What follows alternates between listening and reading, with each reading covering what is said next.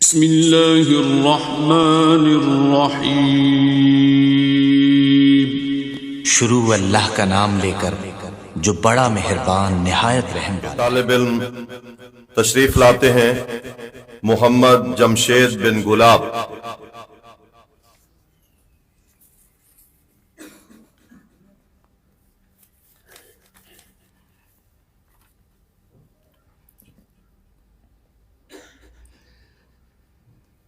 السلام علیکم ورحمۃ اللہ وبرکاتہ۔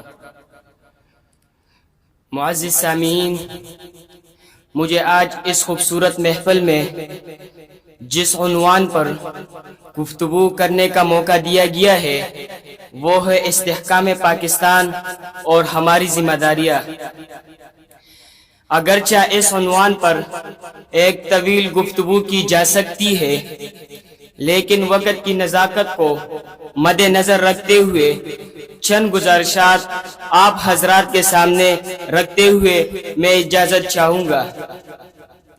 معزز سامعین، موجودہ حالات میں دیکھا جائے تو ملک کی بنیاد سیاست، معیشت اور احتساب پر ہے۔ معاشرے میں ہر فرد خصوصی اہمیت کا حاصل ہے، جس کے بغیر کسی بھی ملک کی ترقی ممکن نہیں۔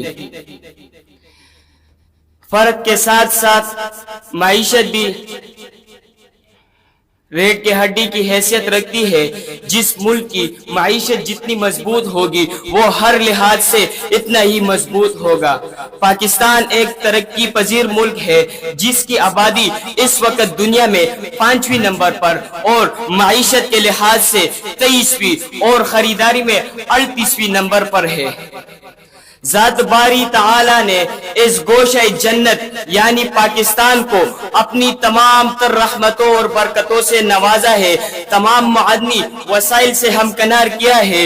اس دھرتی کی مٹی کی زرخیز ہے اور اس کے باشندے اس سے بے لوث محبت کی بنا پر ہر وقت اس کی ترقی کے لیے کمر بستہ رہتے ہیں۔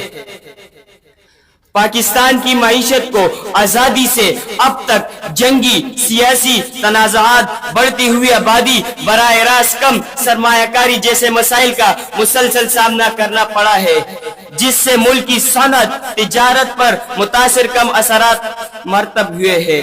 المیہ یہ ہے کہ پاکستان کی اس حالت کے ذمہ دار ہمارے حکمرانوں کے غلط پالیسیاں ہیں، جن کے اپنے مفاد پرستانہ فیصلوں نے پاکستان کے بیڑا غرق کر دیا۔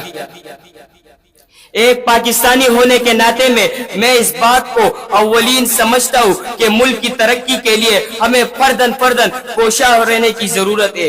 معیشت کی مضبوطی اور ملک کے استحکام کے لیے بنیادی دینی و عصری تعلیم اور صحت کا نظام، یکساں احتسابی نظام، ملک کی مصنوعات، روزگار کی فراہمی، قوانین پر عمل داری، ٹیکس کی بروقت ادائیگی، اسراف سے انخراب، جدید اور پیشہ ورانہ تعلیم کے ذرائع پیدا کرنا، باہمی اخوت و محبت کا فروغ اور سیاسی اتحاد سمیت کئی دیگر عوامل پر غور کرنا ہوگا۔